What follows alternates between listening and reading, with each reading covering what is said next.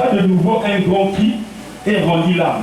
Pour Moïse, mais pour crier, il y a pour crier, après, il y a une froid. Ensuite, voile, draya nene, vanaka na temple, mais pour pasuka, pour barena zulu, te na ici. Alléluia. Et totome kuningana, na kulakisa, va signe comme tremblement de terre. Alléluia. Parce que beaucoup de gens ne comprenaient pas. Beaucoup de gens méprisaient Jésus-Christ. Combien que, quand sa naissance était annoncée, les gens pensaient que le Seigneur devait quitter le ciel pour la terre. Alléluia. Mais si Jésus-Christ devait quitter le ciel pour la terre, il n'allait pas avoir un sens. Amen, amen, amen.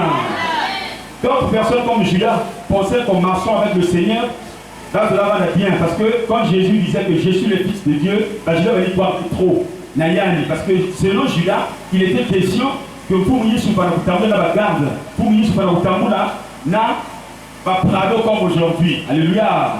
Or, le Fils de Dieu devait être modeste.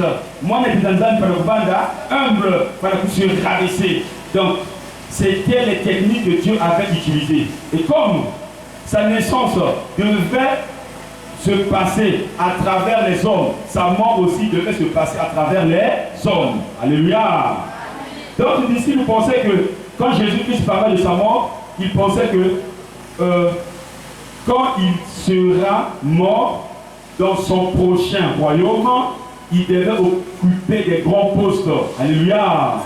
Parce que les 12 disciples représentaient comme le gouvernement. Il est vivant. Donc, autour de Jésus, il y avait des gens qui avaient l'intérêt égoïste. Comme aujourd'hui, dans certaines églises, les fidèles viennent seulement pour que le pasteur l'achète du pain. Amen, amen.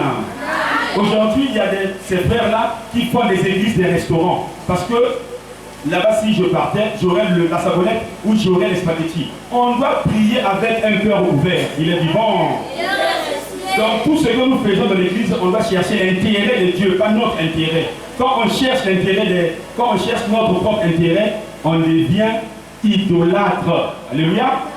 Or, Dieu est contre l'idolâtrie. Donc, cherchons premièrement l'intérêt de Dieu. Voilà pourquoi l'intérêt de Dieu. Par là, quand nous lisons l'histoire de Anne, dans 1 Samuel, chapitre 1, verset 11, Anne avait dit quoi au Seigneur? Si tu daignes regarder l'affliction de ta servante, et si tu la donnais un enfant de sexe mâle, je le consacrerai durant toute sa vie à ton service. Alléluia. Alors Dieu a vu son intérêt. Donc si vous pouvez savoir moi, et moi, Naïna, qui va la consacrer durant toute sa vie, n'a service à nous. Dieu n'a pas tardé et Dieu a donné. Alléluia. Donc nous aussi, on doit regarder l'intérêt de Dieu quand nous demandons quelque chose. Quand nous voulons demander quelque chose à Dieu. On doit regarder, bon, j'ai besoin de quoi? J'ai besoin du travail. Mais est-ce que Dieu va se... En fait, quelle sera la part de Dieu dans ce travail-là? Alléluia. Amen, amen. Mouna soit salou. Mais qui t'attendra que soit salina. Or, si tu disais, donne-moi le travail, je te servirai ou j'annoncerai ton évangile dans mon service, Dieu va te donner le travail. Amen, amen. Il est vivant. Alors, pour revenir à ce que nous avons lu bien de Dieu, dans le chapitre 27 de Matthieu, chapitre 27, versets 50 à 51, alors Jésus-Christ était déjà agonisant, c'est-à-dire prêt à mourir. Il était question que les souffrances charnelles, torture, yanzouni, parce que les gens avaient torturé, les gens avaient labouré, comme dit David dans le psaume, les gens avaient labouré son dos, flagelle, c'est-à-dire chicote, et la chair ne pouvait plus répondre, la chair ne pouvait plus supporter la douleur. Alléluia. Il va donc pousser un grand cri pour rendre l'âme. Quand j'ai dit que Jésus était agonisant. Et quand Jésus-Christ a rendu l'âme, bien-aimé de Dieu, il dit qui m'a ennemi nous salama bimangu, parce que de là nous partons de mystère en mystère. Alléluia. Nous partons de mystère en mystère. Alors, quel est le miracle qui s'était produit? C'est que le voile du temple se déchira. Amen, amen. Alors, quand on regarde l'histoire du temple, bien-aimé de Dieu, l'histoire du temple est très capitale pour les enfants de Dieu. Il est vivant. Dans Exode, Dieu avait demandé à Moïse de lui bâtir une maison. Il est vivant. Et cette maison est appelée le tabernacle. Donc tabernacle signifie la présence de Dieu, le lieu où Dieu s'assoit. Amen, amen. Ça c'est dans l'Ancien Testament. Donc on était au temps de la loi. Maintenant, au temps de la bergerie, comme on rencontre dans Jean 10, au temps de la bergerie, Dieu ne sera plus dans ce tabernacle. Alors, Acte chapitre 17, verset 24, dit quoi? Le Seigneur n'habite plus dans le temple fait de mains d'hommes. Alléluia. Le Seigneur n'habite plus dans le temple fait de mains d'hommes. Et le Seigneur habite où? Donc il faut maintenant regarder Paul dans 1 Corinthiens. Qui dit quoi? Ne savez-vous pas que vos temples sont le temple, vos corps sont le temple du Saint-Esprit? Il est vivant. Donc désormais, nos corps sont le temple du Saint-Esprit. Le Saint-Esprit ne siège pas dans les édifices, mais dans nos corps. Il est vivant. Et nos corps doivent être propres. Par là, nos corps ne doivent pas être souillés. Nakuna va être dans un fabika qui songi, fabika la médisance, fabika dinumba, fabika l'uvunu, fabika mambiaimbi, pour que le temple soit toujours saint. Alléluia. Alors donc, là, il faut encore ajouter que aujourd'hui, bien aimé de Dieu, il y a beaucoup d'églises qui disent le Saint-Esprit est là, le Saint-Esprit est là, la puissance de Dieu. Ah, je ne suis pas là pour juger, mais comprenez vous-même. Il est vivant. Ce qui fait la grandeur d'une église, bien aimé de Dieu, ce ne sont pas les nombres de voitures qui sont placées devant l'église. Amen, amen. Ce qui fait la grandeur d'une église, bien aimé de Dieu, ce qui fait plutôt la grandeur d'une église, ce n'est pas les vestes que nous portons. Amen, amen. Ce qui fera la grandeur d'une église, bien aimé de Dieu, ce n'est pas l'argent que nous donnons comme offrande à l'église. Amen, amen. Ce qui fera la grandeur d'une église, c'est le message qui est prêché, qui produit l'impact de la puissance de Dieu. Il est vivant. Donc quand le message est prêché, ce message produit l'impact de la puissance de Dieu. Et les gens se retrouvent. Parce que les besoins seront comblés. Dieu est celui qui comble nos besoins physiques et spirituels. Alléluia. Alors donc pour revenir à ce que je disais, nos corps sont donc le temple du Saint-Esprit. Au verset 51 ici, bien aimé de Dieu, on fait allusion au corps du Seigneur. Amen, amen. Au verset 51, on parle du corps du Seigneur. Parce que dans le livre de Jean 2, il a dit quoi? Si vous détruisez ce temple, je le rebâtirai en 3 jours. Amen, amen. Là, il faisait allusion à sa mort, mais les gens ne comprenaient pas. Donc, le temple était composé de 2 parties. Amen, amen. Il est vivant. On va voir ça à l'image du corps de l'homme. Le temple était composé de 2 parties. Il y avait donc un lieu saint et un lieu très saint. Au milieu du lieu saint et très saint, il y avait le parvis comme rideau. Amen, amen. Voilà un rideau. Alors donc, seul le pasteur à l'époque, le souverain sacrificateur, qui pouvait entrer au lieu très saint une fois par année. Amen, amen. Hein? Et il rentrait pour enlever ou expier les péchés du peuple au moyen du sang des animaux. Alléluia. Alors donc ça c'était l'image du temple. Maintenant quand on voit le corps de l'homme aussi est doté de ses identités. Nous avons le corps, l'âme et l'esprit. Alléluia. Alors donc à l'époque, les Grecs, les païens, parce que le lieu saint était rempli des Juifs. Alléluia. Alléluia. Le lieu saint était rempli des Juifs. Et les païens, les gens des nations, autrefois nous, on était dehors. Alléluia. On était dehors. Alors, quand Jésus-Christ va crier, le voile va se déchiré du haut en bas. Donc celui qui était dehors avait la possibilité de regarder ce qui se passe à l'intérieur. Alléluia. Et celui qui était dehors avait cette possibilité de rentrer maintenant au lieu saint. On ne va plus parler du lieu saint, on ne va plus parler du lieu très saint. On va parler de la maison de Dieu. Alléluia. Donc les choses commençaient à changer à partir de la mort de Jésus-Christ. Alors, on va continuer dès après cet aspect parce que dès que ce voile était déchiré, on a eu des bénéfices. Alléluia. Nous avons ce qu'on appelle en français les bienfaits. Avant d'aborder, bien aimé de Dieu, ces bénéfices-là, c'est bien fait, on va se poser une question. Ça n'est pas foi dans vous, Moïse. Alléluia.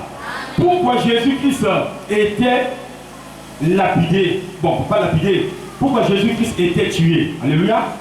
Donc pourquoi l'a-t-on tué? Alors, allons dans Jean chapitre 3, verset 19, pour comprendre la motivation des Juifs qui pensaient éliminer Jésus-Christ parce que vous avez raison, et puis la parole n'allait plus bouger.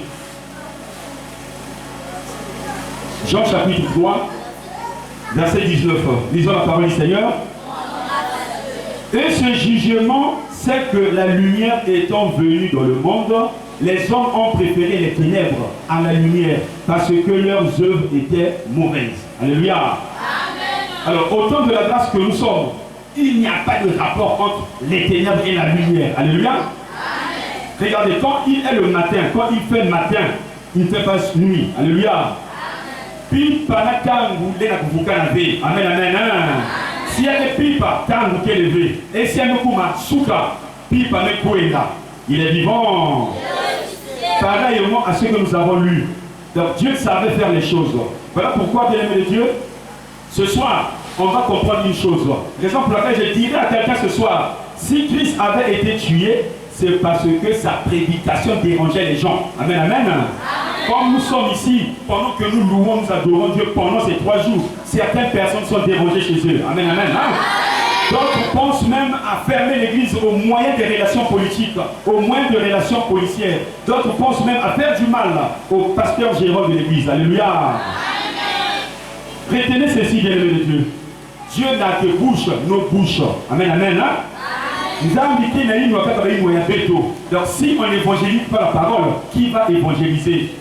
Si on ne parle pas de Dieu, là où nous sommes, dans nos endroits, qui va parler de Dieu? Nous avons intérêt de parler de Dieu. Alléluia. Amen. Alors dis à ton voisin, on doit parler de Dieu partout. On doit annoncer la bonne nouvelle. Alléluia. Amen. Alors donc, la prédication de Jésus dérangeait les gens de l'époque. Parce que la Tanguina, les judaïsants, les judaïsants, il y a Moïse. Alléluia. Or, la loi de Moïse était une loi qui ne sauvait pas l'homme. La loi de Moïse condamnait l'homme. Il est vivant. Comme aujourd'hui nous avons le veuvage. Le veuvage condamne l'homme. Alléluia. L'homme d'une manière générale. Le veuvage, comme l'exemple, le veuvage n'apporte pas la grâce à quelqu'un. Il est vivant. Voilà pourquoi, bien-aimé de Dieu, Jésus qui son venant va mettre fin à la loi. Il change tout en parlant bien sûr de l'évangile qui précédait la grâce. Amen, amen. Parce que la grâce pour nous, c'est une faveur divine imméritée. Personne ici a mérité la grâce. Qui a payé de l'argent à Dieu pour avoir le souffle de vie? Personne. Alléluia. Qui a pensé donner même à Dieu 1000 francs, 2000? On donnera l'argent comment à Dieu? Alléluia. Voilà pourquoi, bien-aimé de Dieu, Dieu nous a fait cette grâce quand on se retrouve ici. Dieu nous a fait cette grâce qu'on marche. Dieu a fait cette grâce aux gens. Il y a des gens ici qui ont demandé la nourriture à Dieu. Et Dieu n'a pas donné seulement la nourriture. Dieu a donné la force. Amen, amen. Parce que Dieu agit au-delà de tout ce que nous pensons et demandons. Il est vivant. Il est ressuscité. Donc la prédication de Jésus-Christ était incomparable. La prédication de Jésus était différente de la loi de Moïse. Voilà pourquoi ça a commencé à déranger tout le monde. Raison pour laquelle, bien-aimé de Dieu, l'éveil ne vient pas par 2 personnes. L'éveil d'un peuple vient seulement par une seule personne. Alléluia. Amen. Si l'éveil venait par beaucoup de gens, Dieu aussi allait changer de plan. Donc, tôt ou tard, quelle que soit la durée de la nuit, le soleil apparaîtra dans ta vie. Alléluia. Les gens de l'époque étaient trop mentis. Les gens de l'époque avaient souffert. Mais Dieu a regardé la souffrance de son peuple. Et va faire quoi? Va envoyer Jésus-Christ avec la grâce. Voilà pourquoi dans Jean 1, à partir du verset 17, on dit quoi? Si la loi était venue avec Moïse, la grâce est venue par Jésus-Christ. Alléluia. Amen, amen. Amen. Alors donc, la prédication de Jésus-Christ était incompatible avec la loi. Les gens ne supportaient pas ça. Tout comme dans une famille, quand quelqu'un commence à annoncer la bonne nouvelle, surtout si dans la famille tout le monde est idolâtre, Mindondo, alléluia. Si il y a une zoé, excusez-moi, je ne juge pas. Ils vont te chercher le problème. Alléluia. Pendant que tu te lèves même la nuit pour intercéder, soit quand tu reçois une vision, une révélation, un songe, quand tu intercèdes, les gens seront contre toi. Les gens vont te dire, mais tu cherches quoi? Tu nous déranges, tu veux montrer quoi aux gens? Pour ton péché. Alléluia. C'est comme ça qu'on avait commencé à chercher les problèmes à Jésus-Christ. Il est vivant.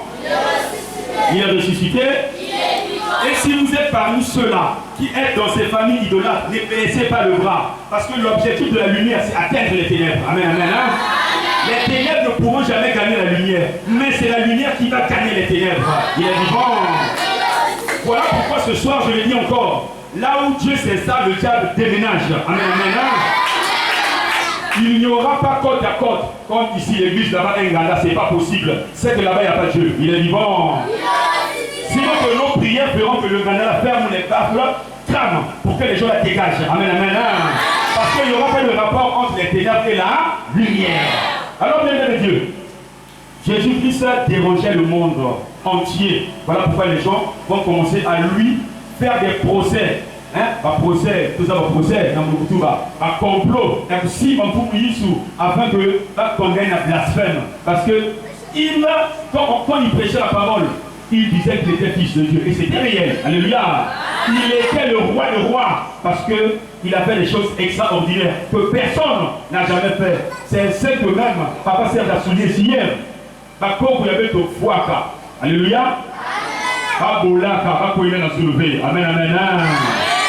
Il est vivant. Même si Bata Kassalak a un miracle, mais ce sont des petits miracles. Ce sont des petits, mais on appelle ça. Mais qui ça fait des grands miracles que personne d'autre n'a fait au monde. Alléluia. Donc on a intérêt de regarder Christ et non de regarder à la tradition. Parce que la tradition n'apporte pas la grâce. Alléluia. On se pose encore une deuxième question. Comment le Fils de Dieu pouvait-il mourir? Parce que certaines personnes se le disent. Il y a une fou après, il avait Dieu, il était Dieu. Et une fois, c'est pas possible d'arriver à dire, il y avait le vous. Alléluia. Il se trompe. Il se trompe. Alors, si la naissance de Jésus-Christ s'est passée au moyen des hommes, sa mort devait aussi se passer à travers les hommes. Alléluia. Dieu a donc permis à ce que Jésus-Christ souffre comme toute personne qui souffre dans sa chair. Alléluia. Tout ça, c'était pour libérer le peuple de Dieu. Alors, cela faisait quoi? Cela scandalisait ses disciples. Alléluia. Pourquoi? Parce qu'on ne veut pas rentrer dans ça, mais certains disciples disaient, oh, qu'est-ce qu'il veut mettre? Jamais.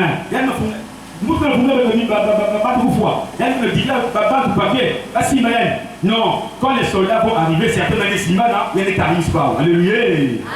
Mais les disciples ne comprenaient pas. Il était question que Jésus passe par là. Voilà pourquoi, bien aimé de Dieu, cela devait seulement scandaliser les hommes de peu de foi, les hommes qui ne comprenaient pas le message de Dieu. Alléluia.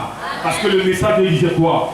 Christ devait venir au monde, naître, grandir et mourir. Amen, amen. Alors rapidement, regardons les bienfaits de la mort de Jésus pour nous. Qu'est-ce que la mort de Jésus nous apporte comme bénéfice? Contrairement, on avait un bien Makassou, Amen, on a un vin rouge dans le boucle, c'est pas une fois. Alléluia. Alors, si dans la salle il y a des gens bien aimés de Dieu, vous devez vous rapprocher auprès d'un homme de Dieu pour la repentance. Alléluia. Si dans la salle il y a des gens qui continuent à venir ici, du Sanganda, en tout cas, répondez-vous auprès des hommes de Dieu pour couper ce fil-là. Amen, amen. Alors, Nanukufi, nous voyons comme d'une manière générale, alléluia. Dans le Koufi, la mort de Jésus, nous allons donner 5 choses. Or, le chiffre 5 représente la grâce. Alléluia. Quand on parle du chiffre 5, on voit la grâce. Donc, Jésus-Christ mettait lui-même grâce. Amen, amen. Voilà pourquoi nous avons cette grâce-là. Pourvu qu'on vive la mort de Jésus, pourvu qu'on s'identifie à Christ, de façon qu'on ait cette grâce de vivre. Il est vivant. Il est ressuscité. Alors, regardons rapidement. Nous avons la justice, la justification, la sanctification, la réconciliation et la rédemption. Alléluia. Ce sont les 5 choses que nous allons décortiquer verset par verset, parce que nous avons besoin que le peuple de Dieu soit édifié. Amen, amen. Ton grand-père était mort, mais il n'a pas sauvé. Mais Jésus-Christ t'a sauvé de par sa mort. Amen, amen. Alors, allons-y dans Romains chapitre 5, verset 18.